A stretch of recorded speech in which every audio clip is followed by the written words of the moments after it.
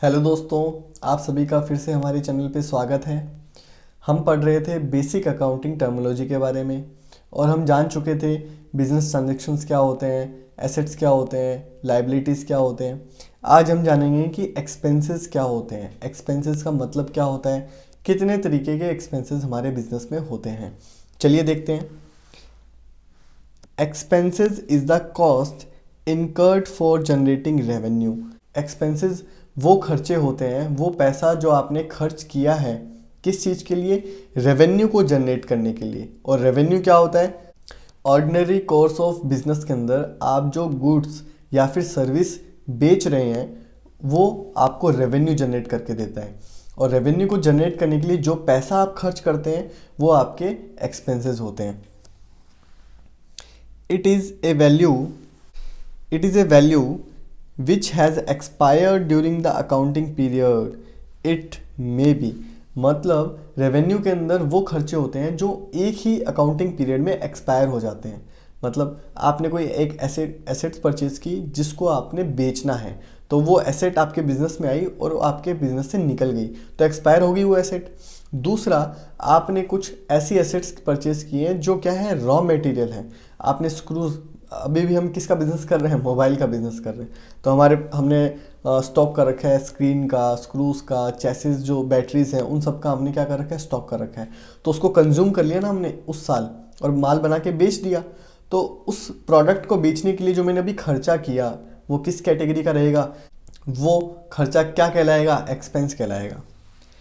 Cash payment such as salary, wages, rent, वो सभी खर्चे जो आपके होते हैं उस गुड को बनाने के लिए, जैसे आपने स्टाफ को सैलरी दी, इलेक्ट्रिसिटी का पेमेंट किया, रेंट दिया, वो सब क्या रहेगा, आपका एक्सपेंस रहेगा। Return of A part of fix assets, depreciation. Depreciation समझने के लिए एक एग्जांपल लेते हैं बढ़िया सा। मेरे मोबाइल बिजनेस के लिए मैंने एक मशीन परचेज की है जो कि है 10 लाख की, और 10 लाख की मशीन है जिसकी एक्सपेक्टेड लाइफ है, मतलब वो मेरे बिजनेस के अंदर बढ़िया से मोबाइल प्रोड्यूस करेगी। कितने सालों तक? 10 सालों तक।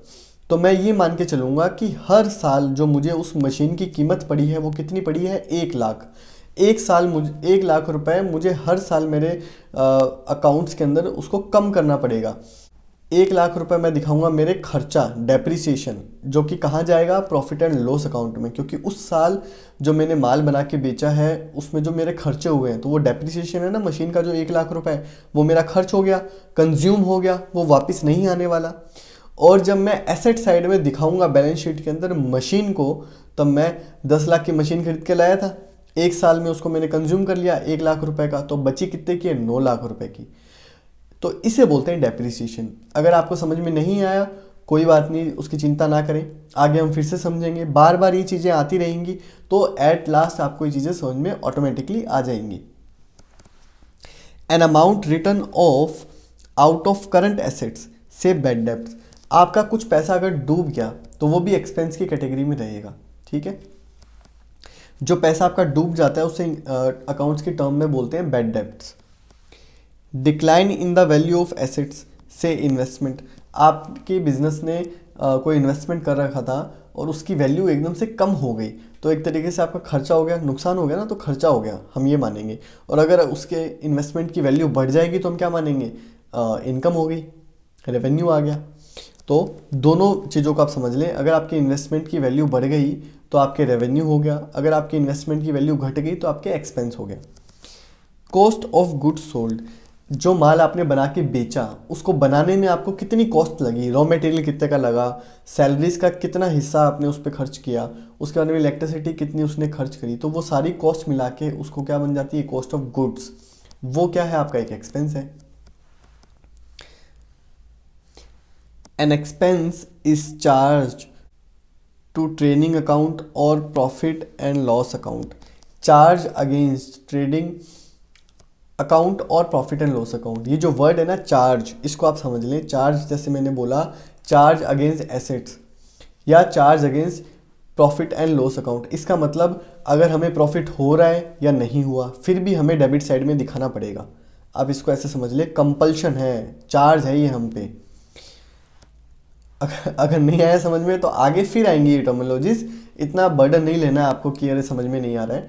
इतना डिफिकल्ट भी नहीं है, बट मेरे को ऐसे लग रहा है कि हो सकता है कुछ बच्चे जो नॉन कॉमर्स बैकग्राउंड के हैं उनको लग रहा है ये क्या है, हमें नहीं आ रहा, बिल्कुल समझ में नहीं आ रहा। तो शांति से धीरज बना के वीडियोस देखें, नोट्स बनाएं, वीडियो को वापस देखें और चलते जाएं। जैसे जैसे कोर्स आगे बढ़ रहा है आपको ये चीज़ें वापस रिपीट होंगी और इतनी बार रिपीट होंगी कि आपको अच्छे से ये दिमाग में बैठ जाएंगी कि इन बातों का क्या मतलब है, एंट्रीज कैसे हो रही हैं, कैसे ये बिजनेस ट्रांजेक्शन सब परफॉर्म हो रहे हैं। प्रीपेड एक्सपेंस की हम बात करेंगे। अब हम एक्सपेंस के अंदर देख रहे हैं prepaid expense. It is an expense that has been paid in advance. ऐसा एक्सपेंस जिसका आपने पेमेंट एडवांस कर दिया है वो होता है प्रीपेड एक्सपेंस। जैसे मैंने मेरे इलेक्ट्रिसिटी बिल जो है वो एडवांस पे कर दिया है, तो मुझे आगे पेमेंट करने की ज़रूरत नहीं है। मेरे इंश्योरेंस प्रीमियम था वो मैंने एडवांस पे कर दिया है, मैंने टैक्स एडवांस पे कर दिया है। तो ये सब क्या रहते हैं, प्रीपेड एक्सपेंस रहते हैं, जिनका बेनिफिट मैं आने वाले पास वाले भविष्य के अंदर लेने वाला हूँ। ऐसा नहीं है दूर 10 साल तक मुझे बेनिफिट मिलता रहेगा, ऐसा नहीं है, नेक्स्ट अकाउंटिंग ईयर तक हमें उसका बेनिफिट मिलता रहेगा। And the benefits of which will be available in the following year और ईयर्स। 1 साल या 1-2 साल तक, बस इतना ही मिलता है, ज़्यादा भी नहीं मिलता। For example insurance premium of 50,000। तो इन्होंने एक इंश्योरेंस प्रीमियम का एक एग्जांपल दिया है कि इंश्योरेंस प्रीमियम जैसे मार्च के अंदर हमने इंश्योरेंस लिया है 1 साल का और हम अकाउंटिंग कर रहे हैं जनवरी टू जनवरी। तो जब हमारा ईयर एंड होगा 31 दिसंबर को, तब जनवरी फरवरी और मार्च 3 महीने का हमारा इंश्योरेंस जो है वो भी चल रहा है, उसका प्रीमियम हमने अभी भी दे रखा है, तो वो कहलाता है हमारा प्रीपेड एक्सपेंस। समझ में आ गया आपको? नेक्स्ट है आउटस्टैंडिंग एक्सपेंस।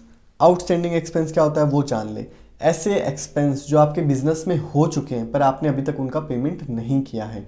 जैसे 3 महीने से मैं बिजली का यूज़ कर रहा हूँ, इलेक्ट्रिसिटी को कंज्यूम कर रहा हूँ, उसका बिल आ गया है और अभी तक मैंने उसको पेमेंट नहीं किया है, तो वो मेरे बिजनेस के अंदर आउटस्टैंडिंग एक्सपेंस की कैटेगरी में आएगा। एक ऐसा एक्सपेंस जो मैंने यूज़ कर लिया है और जिसकी लायबिलिटी मेरे ऊपर है, जो चार्ज है मेरे प्रॉफिट एंड लॉस अकाउंट पे, और मैं अभी दूंगा उसको, अभी मैंने दिया नहीं है, मैं दूंगा।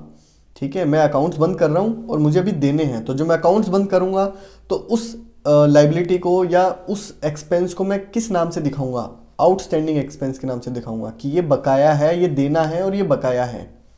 It is an expense that has been incurred but has not been paid. जो हो तो चुका है पर अभी तक उसका पेमेंट नहीं हुआ है। Example, an audit has been conducted by a firm of chartered accountant against which audit fees of 60,000 is payable. It means a liability of 60,000 has been incurred which is yet to be paid. हमने हमारे business की audit करवाई, audit करने के लिए chartered accountant साहब आए, उन्होंने ऑडिट की और बाद में जाते वक्त हमें बोल के गए ऑडिट फीस है जी 60,000 रुपये। तो अभी तक हमने वो पेमेंट किया नहीं है, वो हमें करना है, लाइबिलिटी है हमारी। तो ये जो एक्सपेंस है जिसका पेमेंट मैंने अभी तक नहीं किया, ये आउटस्टैंडिंग एक्सपेंस की कैटेगरी में रहेगा। नेक्स्ट हम जानते हैं इनकम क्या होता है। इनकम हम इससे पहले वाली वीडियो में बात कर चुके हैं। रेवेन्यू माइनस एक्सपेंस जो हम कर देते हैं तो वो इनकम होती है हमारी। रेवेन्यू क्या होते हैं, रूटीन के अंदर जो हमारा बिजनेस पैसे कमाता है उसमें से हम एक्सपेंस माइनस कर देते हैं। एक्सपेंस कौन से, जो हमारे रूटीन के एक्सपेंस हैं, उन गुड्स या सर्विस को बनाने के लिए जो खर्चे हो रहे हैं वो एक्सपेंस जब हम माइनस कर देते हैं तो हमें मिल जाती है इनकम। फटाफट पढ़ लेते हैं।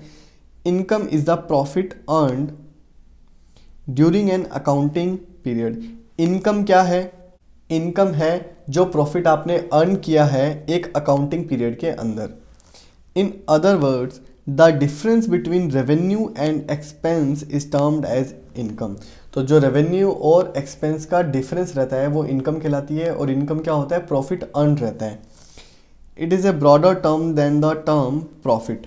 जो इनकम है वो ब्रॉडर टर्म है, प्रॉफिट उसके अंदर आता है। ठीक है, अभी आगे आप देख रहे हैं कि हम प्रॉफिट भी पढ़ेंगे कि प्रॉफिट क्या होता है। बस इसमें समझने वाला इतना ही है। नेक्स्ट हम बढ़ते हैं कि रेवेन्यू में से एक्सपेंस माइनस कर देंगे तो हमें क्या मिल जाएगा, इनकम मिल जाएगा। अब हम पढ़ेंगे कि प्रॉफिट क्या होगा। Profit means income earned by the business from its operating activities. तो जो ऑपरेटिंग एक्टिविटीज़ से हमें इनकम मिलती है वो कहलाता है प्रॉफिट। अब ऑपरेटिंग एक्टिविटी क्या होता है, ऐसी एक्टिविटी जो जिसके लिए हमने बिजनेस को खोल रखा है। जैसे मैंने मेरे बिजनेस को बना रखा है मोबाइल बनाने के लिए और मोबाइल को बेचने के लिए, तो मोबाइल बना के बेचना मेरे बिजनेस का ऑपरेटिंग एक्टिविटी है। तो इस ऑपरेटिंग एक्टिविटी से जो मुझे इनकम मिलेगी वो मेरा क्या कहलाएगा, प्रॉफिट कहलाएगा। The activity is carried out by the enterprise to earn profit. For example, profit earn from sale of goods और rendering of services, profit is further divided into gross profit and net profit. तो मेरा business है mobile बेचना, mobile बेच के जो मुझे पैसा मिल रहा है वो मेरा क्या है, प्रॉफिट है।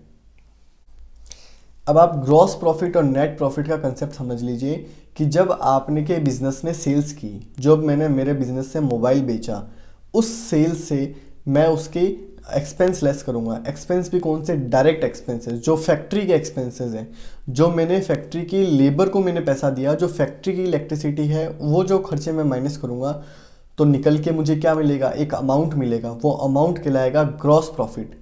और उस ग्रॉस प्रॉफिट से जब मैं मेरे ऑफिस के एक्सपेंसेस लेस करूंगा, मेरे ऑफिस की इलेक्ट्रिसिटी एक्सपेंसेस माइनस करूंगा, तब मुझे मिलेगा नेट प्रॉफिट। ठीक है, मतलब सेल्स आपने की, आपके बिजनेस ने सेल्स कर दी, सेल्स के बाद में उसमें जो हमें पैसा मिला है उसमें से सबसे पहले हम माइनस करेंगे फैक्ट्री के सारे एक्सपेंसेस, और फैक्ट्री के एक्सपेंसेस कहलाते हैं डायरेक्ट एक्सपेंसेस। डायरेक्ट एक्सपेंसेस को मैं लेस करूंगा, फिर मुझे मिलेगा जो अमाउंट, उसको मैं बोलूँगा ग्रॉस प्रॉफिट। और ग्रॉस प्रॉफिट से मैं मेरे ऑफिस के एक्सपेंडिचर और दूसरे जितने भी एक्सपेंडिचर बच जाते हैं जो इनडायरेक्ट की कैटेगरी में आते हैं, उनको मैं लेस करूँगा। उसके बाद में मुझे मिल जाएगा net profit. Gross profit is the difference between revenue from sales or services rendered and its direct cost. Direct cost और sales के बीच का जो difference है वो कहलाता है gross profit. Net profit क्या होता है? Net profit is the profit after deducting total expenses from total revenue of the enterprise. In case total expenses are more than the total revenue, it is net loss.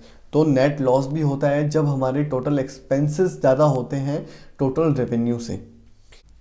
हमने profit की तो बात कर ली, अब हम बात करते हैं गेन की। जी हाँ, प्रॉफिट और गेन अलग अलग होता है। प्रॉफिट हमें तब होता है जब हम जो पैसा अर्न कर रहे हैं वो हमारा ऑपरेटिंग एक्टिविटी से हमें पैसा मिल रहा है, और गेन तब होता है जब वो पैसा हमें मिला है जो ऑपरेटिंग एक्टिविटी से नहीं आया। इसका मतलब कहाँ से आया है, फिर वो कोई मशीन को बेचने से हमें प्रॉफिट हो गया, तब उस प्रॉफिट को हम क्या बोलेंगे, गेन बोलेंगे। Gain is the increase in owner's equity resulting from something other than the day to day earning from irregular और नॉन रिकरिंग नेचर। या तो इरेगुलर तरीके से, इरेगुलर फॉर्म कोई ऐसी एक्टिविटी हुई जिससे हमें इनकम आई, या फिर non recurring nature. Non recurring का नेचर जो बार बार ना हो। जैसे मेरे बिजनेस को मोबाइल बेचना है तो वो तो डेली काम है, रूटीन का काम है। ये एक्टिविटी बार बार होती है, रिकर होती है, बार बार रिकरिंग होती है इसकी, और रेगुलर होती है। तो ऐसी एक्टिविटी जो इरेगुलर हो, जो कभी कभार हो, या फिर ऐसी एक्टिविटी जो रिपीट ना हो, एक ही बात है। और ऐसी एक्टिविटी जो मेरी डे टू डे रूटीन की ना हो, ऐसी एक्टिविटी से जो मुझे पैसा मिलता है वो उसको मैं क्या बोलूँगा, गेन बोलूँगा। Stating differently, it is a profit that arises from transactions which are not the operating activities. ये बात तो मैं आपको बता ही चुका हूँ कि ऑपरेटिंग एक्टिविटीज़ को छोड़ के जो अदर एक्टिविटीज़ हैं या अदर ट्रांजेक्शन है जिनसे हमें पैसा मिलता है, और उस पैसे को हम प्रॉफिट नहीं बोलेंगे, उसको हम गेन बोलेंगे। Activities of the business but are incidental to it, such as gain on sale of land। आपने अपने ज़मीन बेची। अब ज़मीन बेचने का काम मेरा बिजनेस नहीं करता, आपको पता है अब मेरा बिजनेस क्या करता है, मोबाइल बेचता है। तो ज़मीन बेची आपके बिजनेस ने, तो उस पर आपको प्रॉफिट हुआ। आपके बिजनेस के पास पैसा पड़ा था, उसने उस पैसे से ज़मीन खरीदी थी कभी पहले, अब वो ज़मीन उसने बेच दी, और बेची तो उस पर उसको हुआ प्रॉफिट। तो अब हम इसे प्रॉफिट ना बोल के इसको क्या बोलेंगे, गेन बोलेंगे। मतलब 10 लाख की ज़मीन खरीदी थी, आज 15 लाख में बेच दी, तो जो 5 लाख रुपए है इसको हम प्रॉफिट नहीं बोलेंगे, इसको हम बोलेंगे गेन, क्योंकि ये जो ट्रांजैक्शन हुआ है ये काम मेरे बिजनेस का नहीं है। अगर किसी प्रॉपर्टी डीलर ये डील करवाता या प्रॉपर्टी डीलर ये काम करता प्लॉट को बेचने का, तो उसका ये प्रॉफिट होता, गेन नहीं होता। मशीनरी और इन्वेस्टमेंट, अगर मैं मशीनरी बेचता हूँ या इन्वेस्टमेंट बेचता हूँ तो वो भी मेरे क्या रहते हैं, गेन रहते हैं, प्रॉफिट नहीं रहते हैं। लॉसेस की हम बात कर लेते हैं। Losses is the excess of expenses of a period over its revenue. Losses क्या होते हैं, एक्सेस एक्सपेंडिचर हो जाते हैं रेवेन्यू से। आपने कमाया तो कम है, खर्चा ज़्यादा कर दिया तो आपको क्या हो जाएगा, लॉस हो जाएगा। It decreases the honours equity, equity को एक्सपेंसेस हमेशा क्या कर देते हैं, घटा देते हैं। प्रॉफिट हमेशा क्या कर देते हैं, कैपिटल को बढ़ा देते हैं। कैपिटल को ही ऑनर्स इक्विटी बोलते हैं, एक दूसरे के पर्यायवाची हैं ऑनर्स इक्विटी या फिर capital. It is a broader term and include loss incurred in operating activities, money और moneys worth lost against which the firm received no benefit. ये सभी तरीके के लॉसेस को इंक्लूड करता है। जो लॉस है वो बहुत बड़ा टर्म है। ऐसे ट्रांजेक्शन जो बिजनेस के ऑपरेटिंग ट्रांजेक्शन्स है, जब वहाँ पे लॉस होता है तो भी हम क्या करेंगे, इसके अंदर रिकॉर्ड करेंगे। और ऐसे ट्रांजेक्शन अगर बिजनेस कर बैठता है जिससे उसको कोई बेनिफिट नहीं मिलता, तो वो ट्रांजेक्शन भी किस कैटेगरी में आ जाएंगे, लॉस की कैटेगरी में आ जाएंगे। एग्जाम्पल देख लीजिए, कैश और गुड्स लॉस्ट इन थेफ्ट। जी आपके यहाँ चोरी हो गई तो लॉस के अंदर हम इसकी क्या कर देंगे, एंट्री कर देंगे। Loss arising from events of non recurring nature. Example क्या है, loss on sale of fix assets. जैसे मेरे बिजनेस के अंदर हमने एक मशीन लगा रखी है जी, मोबाइल बना रही है बढ़िया एकदम। एक दिन क्या हुआ, हाई वोल्टेज की सप्लाई आई, मशीन पूरी उड़ गई, ख़राब हो गया। और वो मैंने सोच रखा था 5 साल चलेगी, और जी 2.5 साल के बाद में घटना हो गई। तो जो 2.5 साल का मेरा पीरियड बचा था, उससे पहले मुझे वो भंगार के अंदर बेचनी पड़ेगी, कबाड़ में बेचनी पड़ेगी। तो ये जो मुझे लॉस हुआ है, जो मुझे कबाड़ के भाव बेचनी पड़ रही है, तो मेरे बिजनेस को लॉस हुआ है। ये रिकरिंग एक्टिविटी है क्या ये रोज़ रोज़ होता है? नहीं, ऐसा रोज़ रोज़ नहीं होता। हाँ, ऐसा ज़रूर हो सकता है कि मेरा जो मोबाइल का बिज़नेस है उसमें कोई छोटी मोटी जैसे चीज़ टूट जाए, ये तो रिकरिंग नेचर की है, ये होती रहती है। जैसे हम डिस्प्लेज लेके आए तो 1-2 जो डिस्प्ले हैं वो डैमेज आ गई, तो ये रूटीन का खर्चा है, रूटीन का नुकसान है, इसमें कोई बड़ी बात नहीं होती। बट आप ऐसे माने कि पूरी मशीन ही ख़राब हो जाना, ऐसा तो नहीं होता। या फिर मैंने मशीन बेची, तो मैंने जब उसको परचेज़ किया था तब मैंने जो कैलकुलेशन की थी उस हिसाब से वो 10 लाख की मशीन 3 लाख में बिक जानी चाहिए थी, ठीक है। बट वो 3 लाख में बिकी नहीं, नई टेक्नोलॉजी आ गई या कुछ ऐसा ज़्यादा डैमेज हो गई, तो वो 1 लाख रुपए में बिकी। तो वो जो 2 लाख रुपए का जो डिफरेंस आया, उसकी रिकॉर्डिंग मैं करूँगा लॉस के अंदर, ठीक है जी। आज की वीडियो हम यहीं तक रखते हैं। नेक्स्ट वीडियो से हम पढ़ेंगे परचेज़ क्या होती है, परचेज़ रिटर्न क्या होते हैं। अब हम जो हैं वो जो छोटे टर्मोलॉजी हैं जिनकी मैं बात कर रहा था कि 15 तक ही हैं, जो मेन बड़े बड़े टर्म्स आ रहे हैं जो बहुत अच्छे से हमें डिटेल में पढ़ने हैं, जिनके अंदर खुद के अंदर ऑप्शंस होते हैं। जैसे एक्सपेंडिचर हो गए तो capital expenditure, revenue expenditure, assets क्या होते हैं, करंट एसेट्स, उसके बाद में फिक्टिशियस एसेट्स होते हैं और नॉन करंट एसेट्स होते हैं। तो बहुत ही डिटेल में पढ़ना पड़ता है, काफ़ी टाइम लगता है। जो अब आएंगे वो छोटे हैं, इजी हैं, बस रैपिडली हमें उनको करना है। इनके बाद हम शुरू करेंगे जनरल एंट्रीज के, देखेंगे रूल्स वगैरह। उससे पहले 1-2 क्वेश्चन करवाऊंगा मैं आपको, ताकि आपको आइडिया हो कि बिजनेस ट्रांजैक्शन कैसे चल रहा है। जिसमें मैंने आपको बताया था ना कि एसेट्स हमेशा इक्वल होते हैं लाइबिलिटीज़ और कैपिटल के। तो ये जो बिजनेस ये जो अकाउंटिंग इक्वेशन रहती है, ये हमेशा बैलेंस रहती है। तो इनके ऊपर भी हम सवाल करेंगे। धीरे धीरे हम हमारे कोर्स को आगे बढ़ा रहे हैं।